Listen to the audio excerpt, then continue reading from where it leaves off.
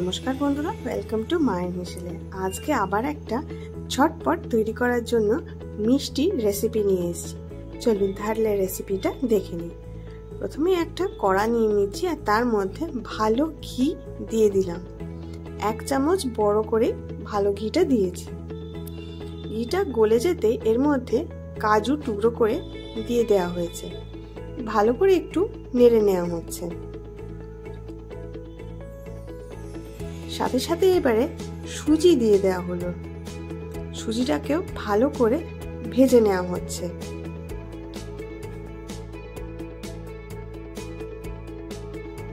ফ্লেমটা কিন্তু আপনারা দেখে নেবেন, কারণ সুজি কিন্তু খুব তাড়াতাড়ি পুড়ে যেতে পারে।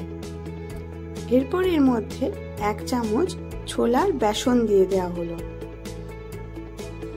আবার ভালো করে এটাকে নেড়ে চেড়ে ভেজে নেওয়া হচ্ছে। এরপরে দেওয়া হলো কিশমিশ। আমরা কিন্তু কন্টিনিউয়াসলি এটাকে নাড়তেই থাকছি, না হলে কিন্তু সুজিটা পুড়ে যাবে। এরপরে আমরা দিয়ে দিচ্ছি এর মধ্যে চিনি।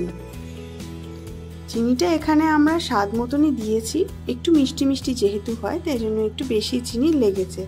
1 কাপ সুজিতে মোটামুটি 6-7 চামচ চিনি লেগেছে। এরপরে দিয়ে দিলাম এর মধ্যে দুধ দিয়ে ভালো করে কন্টিনিউয়াসলি দুধটাকে নেড়ে নেওয়া হচ্ছে। আর তার সাথে দিয়ে দেওয়া হলো এলাচ বা এলাচের গুঁড়ো। ভালো করে কন্টিনিউয়াসলি এটা নাড়তে থাকা হচ্ছে।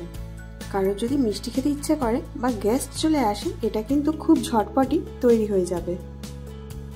আর রেডি হয়ে গেছে মোহনভোগ। গরম গরম কিন্তু এভাবেই সার্ভ করে দেবেন, তাহলে কিন্তু খেতে অপূর্ব লাগবে। যদি ভিডিওটা ভালো লেগে থাকে একটা লাইক, শেয়ার আর সাবস্ক্রাইব করে দেবেন। আবার নতুন রেসিপি নিয়ে আসবো। ভালো থাকবেন। নমস্কার।